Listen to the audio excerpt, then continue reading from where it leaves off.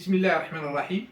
تبعا لما كشفنا عنه في الفيديو السابق، سنكشف في هذا الفيديو عن أكبر جريمة في التاريخ اقترفتها فرنسا في حق الأمة المغربية، وهي سرقة دوغول للصحراء المغربية الشرقية. وقد اعترف هذا الأخير بهذه الجريمة دون أن يشعر.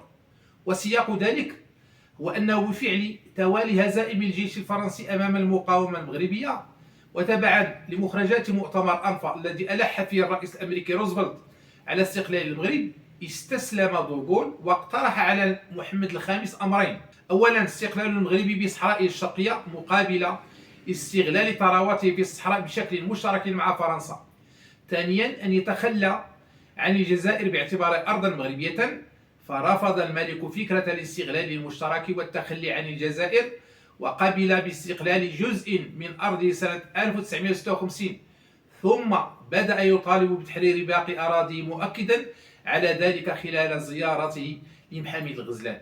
وإننا نحيي نفوسهم الأبية وعزماتهم القوية، ونرحب بهم في وطنهم وبين أهليهم وعشيرتهم، ونؤكد لهم بدورنا وليبلغ الشاهد منهم الغائب أننا سنواصل العمل بكل ما في وسعنا لاسترضاع صحرائنا وكل ما هو ثابت لمملكتنا بحكم التاريخ ورغبات السكان. وبتاريخ 29 مارس 1960 وجه دوغول رسالة للملك يخبره فيها بأنه سيجري تجربة نووية جديدة في الصحراء، مما يعني أن فرنسا تعترف بمغربية الصحراء الشرقية، ولكنها ستستولي عليها كرها ولا تتردد في ضرب المغرب نوويا إن تطلب الأمر ذلك، وهو تهديد صريح رفضه المغاربة باحتجاج الدار البيضاء.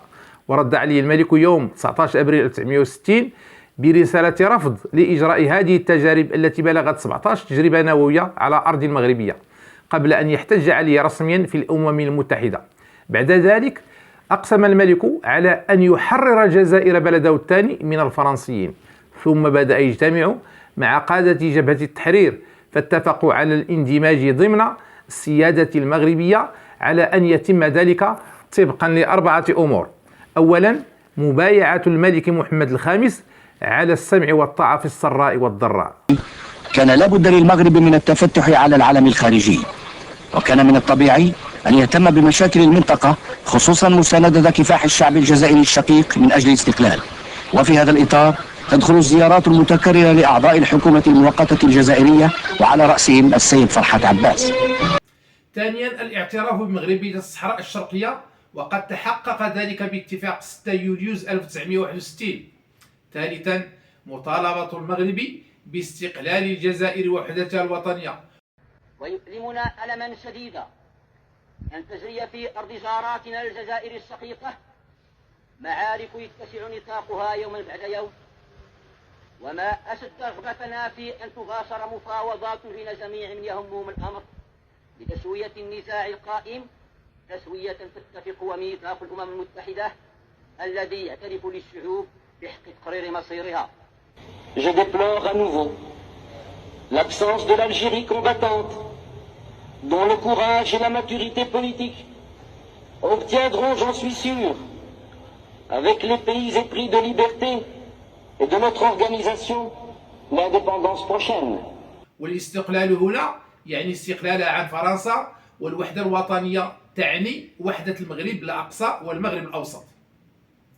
رابعا، أن يعين الملك قادة جبهة التحرير ممثلين له في ولايات الجزائر ضمن نظام جهوي للحكم الذاتي.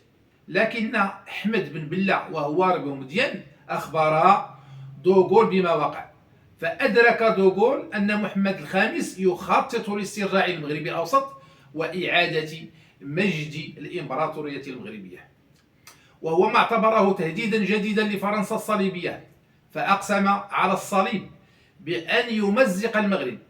فدعا ابن بلة ورفاقه للحوار، فوعدهم بأنه سيفصل الجزائر ويعترف بها كدولة مستقلة عن المغرب، ثم ينصبهم رؤساء لها ووزراء في حكومتها إن قبلوا خطة كشف لهم عن مضمونها، فقبلوا الخطة كما هي، ثم خطط لأكبر جريمة في القرن العشرين وهي سرقة الصحراء الشرقية والجزائر من المغرب.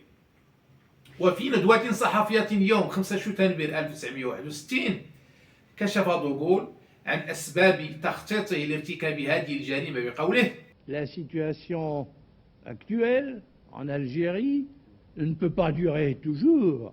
Et d'autre part, le succès de nos armes sur le terrain, qui nous assure l'entière liberté de nos décisions et de nos mouvements, nous ne sommes pas certains que la situation internationale nous la laissera garder entière indéfiniment.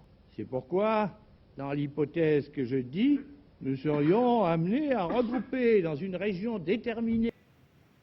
وهذا يعني أن دوغول كان يعلم أن الأوضاع الدولية ستتغير لصالح المغرب، فيواصل محمد الخامس مطالبته بوحدة المغرب والجزائر. وبما أن دوغول لا يمكن سرقة الصحراء كأرض، وأن الشعب الجزائري يعارض الفكرة، فقد قرر تنصيب حكومة موالية من قادة الثورة لحراسة الصحراء المغربية الشرقية بعد سرقتها. Ce n'est qu'un pouvoir provisoire algérien qui peut mener le pays à l'autodétermination et aux élections que le FLN, pourvu que tous les combats et les attentats aient cessé, ferait partie d'un tel organisme.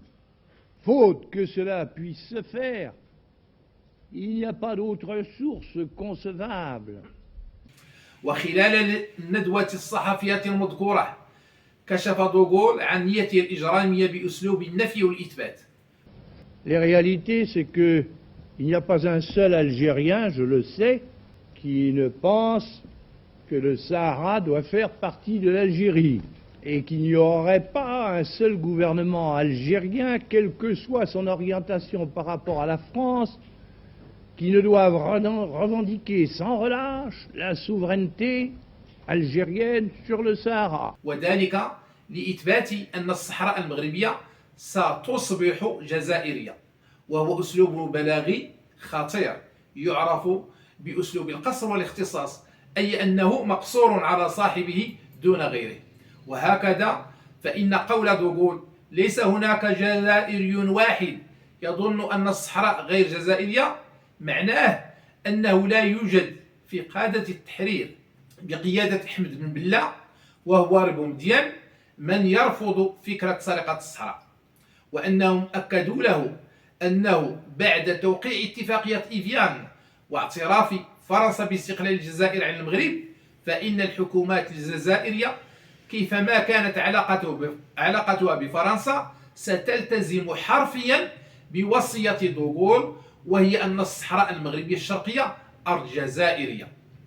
بعد ذلك قام دوغول بتنفيذ جريمته عبر ثلاث مراحل. في الأولى جعل الجزائر فرنسية بالتجنيس. Mekdoul Louardi, vous désirez garder la nationalité française? Oui, monsieur. Très bien. Vous voulez signer la déclaration? Oui, monsieur le juge. Merci. Oui. Guergat Boudjima. Approchez, approchez. Vous désirez garder la nationalité française? Oui, monsieur le juge. Très bien. Signez la déclaration. Oui, monsieur le juge. Cette cérémonie a lieu tous les mercredis. Au camp militaire de Rivesaltes, près de Perpignan, nous avons vu les harkis rapatriés d'Algérie faire leurs premiers pas dans la vie métropolitaine.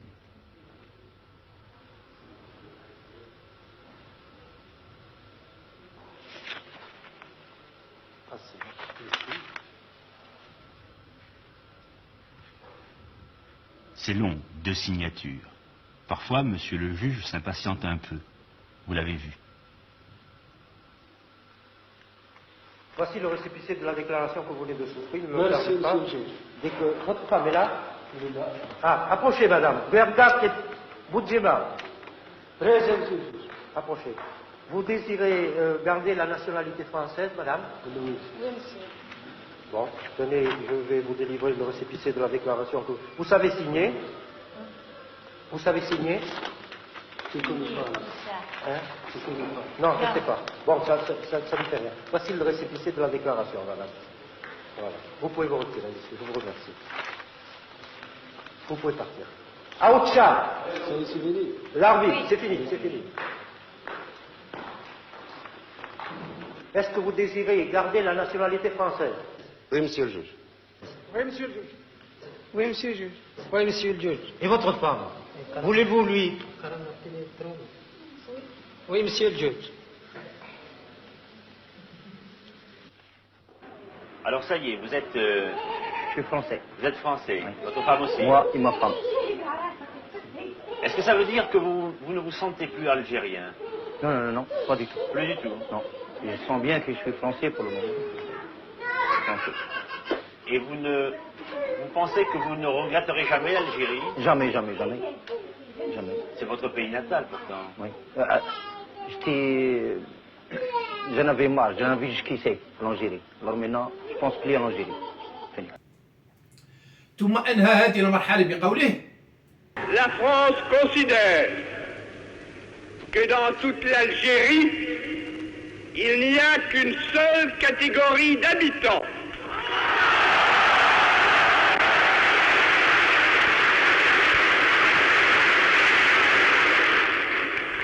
Il n'y a que des Français à part entière. وحين أدركت حكومة المغرر بهم خطورة الأمر طلبوا من المغربي أن يبعث لهم أساتذة لتعليم الجزائريين اللغة العربية، فلبى الملك طلبهم اعتبارا من سنة 1966. وفي المرحلة الثانية وقع قادة التحرير اتفاقية إيفيان وتصريحات 19 مارس 1962، فأصبحت الجزائر دولة مستقلة عن المغرب ولكنها تابعة لفرنسا بالكامل. وفي المرحلة الثالثة نظم استفتاء لتقرير مصير أرض هي أصلا مغربية، وبه أنهى دوغول جريمة سرقة الصحراء وفصل الجزائر عن المغرب. لكن الحكومة التي نصبها في الجزائر وجدت صعوبة في تنفيذ اتفاقية فيان، فبعث الرئيس بن بلة بوتفليقة إلى فرنسا من أجل التشاور. سنة 63 ولا زلت حين ذاك وزير الشبيبة والرياضة. قرار الأخ الرئيس أحمد بن بلة أن يكلفني برئاسة الوفد الجزائري في مفاوضات لتوضيح المفاهيم التي اتفقنا عليها في إيفيون. فسئلت من طرف الفرنسيين: هل أنت مع اتفاقيات إيفيون أم ضد اتفاقيات إيفيون؟ قلت أنا مع اتفاقيات إيفيون. وبعد عودة بوتفليقة إلى الجزائر أخبر بن بلة بتوجيهات فرنسا طبقا لاتفاقيات إيفيان، فرفض، فأطيح به ونصب هو ديال مكانه، ثم طلب منه اتخاذ قرارين. الأول نفذه في السنة ذاتها عبر مباغتة المغرب بهدف ضم الصحراء الغربية للجزائر الفرنسية، وهي مباغتة عرفت بحرب الرمال التي حسمها الجنرال دريس بن عمر في 3 أسابيع فقط. ولنفس الغاية تكرر العدوان مرتين في أمقار سنة 1976 و 1989 وحسم بالطريقة ذاتها. وللتذكير كان الجنرال دريس بن عمر فور حسمه لحرب الرمال قد طلب من الملك الحسن الثاني رحمه الله دخول الجزائر وتنصيب حكومة تتمتع بالحكم الذاتي ضمن السيادة المغربية، فقال له الملك رحمه الله: لا، لن نسمح أبدا بإراقة دماء رعايانا هناك، لكن الأرض التي سرقت منا بالقوة سنعيدها بالقانون غدا أو بعد. لكن السؤال هو: لماذا رفض الملك استرجاع أرضه حين سنحت له الفرصة طبقا لإحكام الفصل 51 من ميثاق الأمم المتحدة؟ هناك 3 أسباب. أولا، لأن المغرب لم يطمع في الجزائر ولا عارض فصلها عنه ولا استقلالها كدولة مسلمة في الجوار، ولكنه يرفض تواطؤها مع دول أجنبية وتجنيدها لميليشيات إرهابية لتهديد وجوده وأمنه القومي. ثانيا، لأن موقف المغرب قائم على عدة مبادئ، أهمها عدم استعمال القوة لحل الخلافات والاحتكام لميثاق الأمم المتحدة والوثائق التاريخية لحل مثل هذه القضايا. وهو ما أكده الملك محمد السادس صراحة حين طمأن الجزائريين بقوله: وأنا أؤكد هنا لأشقائنا في الجزائر بأن الشر والمشاكل لن تأتيكم أبدا من المغرب، كما لن يأتيكم منه أي خطر أو تهديد، لأن ما يمسكم يمسنا وما يصيبكم يضرنا. ثالثا، لأن المغرب يؤمن بأن استرجاع أراضيه المغتصبة يتطلب الصبر وانتظار اللحظات المناسبة، وقد جاءت إحدى هذه اللحظات سنة 1975 حيث نظم الملك حسن الثاني رحمه الله مسيرة سلمية خضراء أدت إلى موت الجنرال فرانكو والرئيس هواري بومدين بسبب استرجاع المغرب لصحرائه الغربية. والقرار الثاني هو تأميم غاز ونفط المغرب في الصحراء سنتي 1970-1971. قررنا ابتداء من هذا اليوم باش على كل حال الثورة الاشتراكية تدخل في قطاع اللي هو كان قطاع خاص، يعني حتى واحد ما يمسه، وهو القطاع البترولي. قررنا تأميم النقل البري، يعني كل الأنابيب اللي هي خارجة من الآبار هذه تصبح ملك متاع الدولة. قررنا تأميم الغاز الطبيعي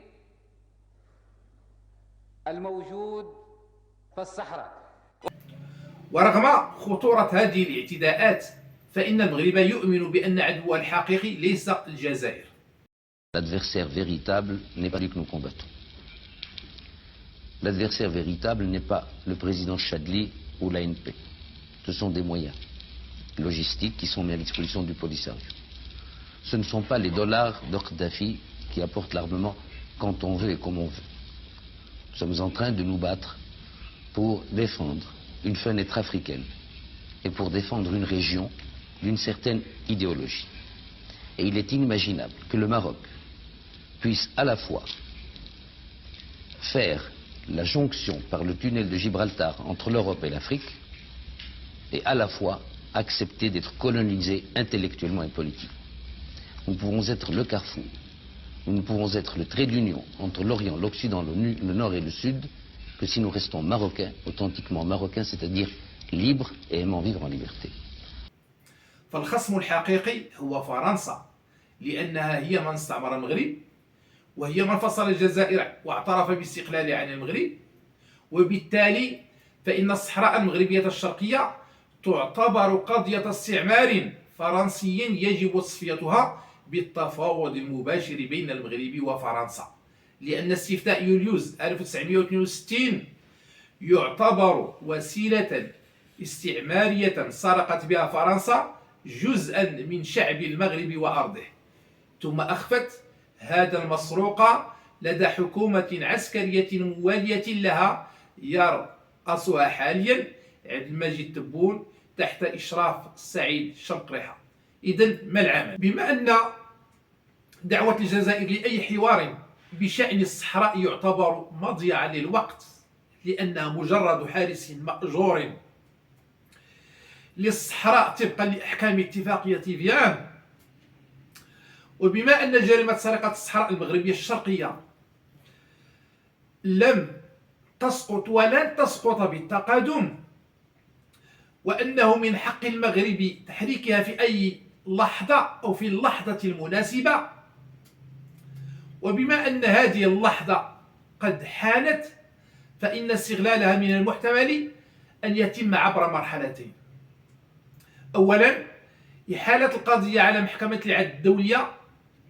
ثانيا، إحالة القضية على اللجنة الرابعة بالأمم المتحدة لتصفية الاستعمار الفرنسي الجزائري لها، مع التأكيد وجوبا على أمرين: أولا، أن التعويض المادي عن أضرار فترة الاستعمار وكذلك الأضرار الناتجة عن تجارب فرنسا النووية في الصحراء المغربية الشرقية سنة 1960 يجب أن يكون جزءا من المفاوضات المغربية الفرنسية لاسترجاع الصحراء الشرقية. ثانيا، أن تعتذر فرنسا رسميا للمغرب عن كل ما ارتكبته من جرائم في حق أمتنا عربا وأمازيغ ويهود، وفي حق أرضنا منذ 1844 إلى اليوم. وفي حالة تقاعسها أو تماطلها أو رفضها لهذه المفاوضات وهذا الاعتذار، أرى كمواطن مغربي وهذا موقفي الخاص أنه من واجب المغرب أن يقطع تعاونه معها في كل المجالات، لأن دولة ضحى المغرب بمئات الآلاف من أبنائه قصد استقلالها وتتماطل في الاعتراف بالصحراء الشرقية ليست بدولة صديقة ولا جديرة بالتعاون والاحترام. وقبل الختام أذكر أبناء وطني عربا وأمازيغ ويهود ببيت شعري وجدته في شرح ابن عقيل لشاعر مجهول يقول: غير لاه عداك فاطرح اللهو ولا تغترر بعارض سلم. والسلام عليكم ورحمة الله تعالى وبركاته.